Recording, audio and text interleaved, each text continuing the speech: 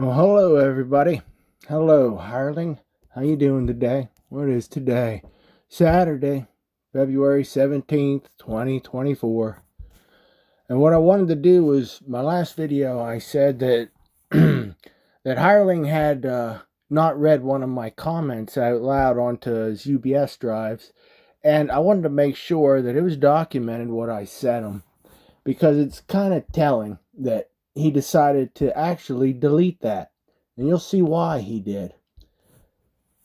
This was in early January. I don't have the date right in front of me, but I'm sure we'll run across it.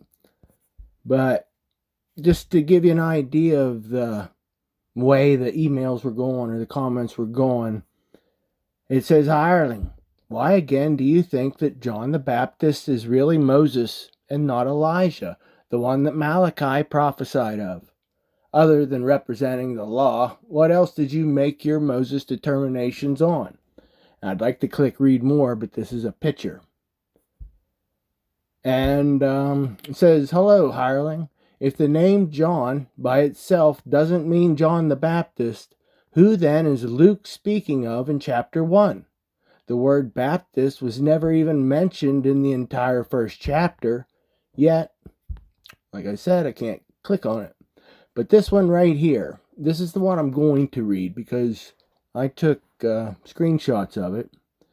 And it says, so Hireling, are there any other avenues that you haven't explored yet concerning whether or not John the Baptist was indeed Elijah, like Jesus even said he was? You speak of reincarnated spirits. So let's see here. Okay. Let's blow it up.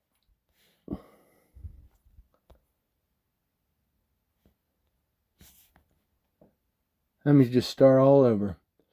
So, Hireling, are there any other avenues that you haven't explored yet concerning whether or not John the Baptist was indeed Elijah, like Jesus even said he was? You speak of reincarnated spirits being placed into other people's bodies, such as you saying that Moses is the spirit inside John the Baptist instead of it being Elijah's spirit. But have you ever even considered all the other reincarnated spirits that are dwelling in other bodies at that period in time, and the roles that they could have been playing? What about King Herod and his wife Herodias? Weren't they the ones that ordered John the Baptist's head chopped off? But why behead him with a sword, I ask? What did John the Baptist do? What did he do that made them so vengeful? But haven't you ever noticed how closely it all compares to the story of King Ahab and his wife Jezebel trying to track down and kill Elijah? And could all three of these characters be that of the reincarnated spirits from the Old Testament? So why not? Their stories are very similar, aren't they? King Herod was rebuked by John the Baptist for marrying his brother Philip's wife, Herodias, and she hated him so much that she even wanted John the Baptist killed. Mark 6:16 through 19, KJV. But when Herod heard thereof, he said, It is John, whom I beheaded.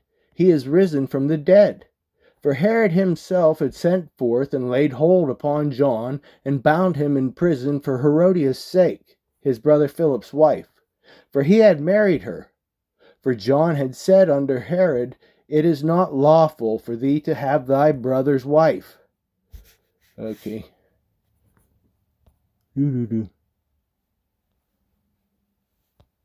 Okay, we'll start at 19.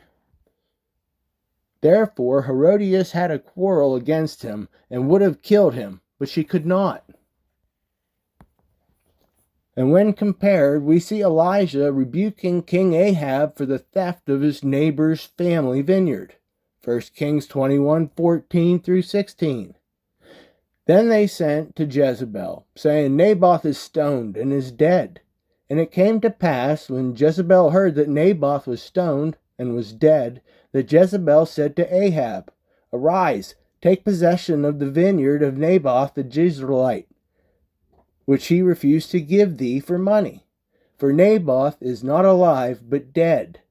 And it came to pass, when Ahab heard that Naboth was dead, that Ahab rose up to go down to the vineyard of Naboth the Jezreelite, to take possession of it.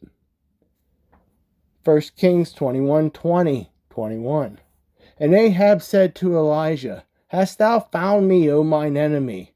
And he answered, I have found thee, because thou hast sold thyself to work evil in sight of the Lord.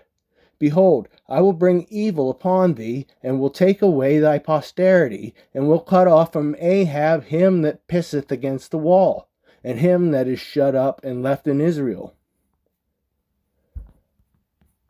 So why isn't this even something that should be considered, Hireling? I mean, couldn't the kings and their wives be reincarnated spirits as well? And if not, why not? Let's see, what do I have here? Alright, here's my comparison. Both of these kings had to start over.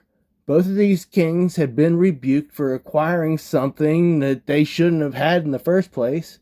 King Ahab stole his neighbor's vineyard, and King Herod stole and married his brother's wife. Then you have Ahab's wife Jezebel. She wanted Elijah dead for chopping off the heads of all her prophets. And Herod's wife Herodias, she wanted John dead for interfering with her and King Herod's marriage, right? So why was it again that Herodias asked for John the Baptist's head on a platter? Could it be symbolism? Could it be because that's exactly how Elisha killed all of Jezebel's prophets? What do you think, Hireling? Isn't revenge a dish better served cold anyhow? So how much colder could this dish have gotten by waiting over 400 years to serve it? And I'm not even trying to say that I'm right, and this is what everything all means either. I only come asking what you're now thinking, Hireling, now that there's more on the table to consider. And that's what I sent him. And that's what he didn't read. And that's what he deleted. Why would he do that? I think I laid out a pretty decent case. And there's more that I could say that almost proves that Elijah was John the Baptist, or John the Baptist was Elijah. You can go back in scriptures and Elijah, well, let me see here. I'll do it on another one and then splice it in.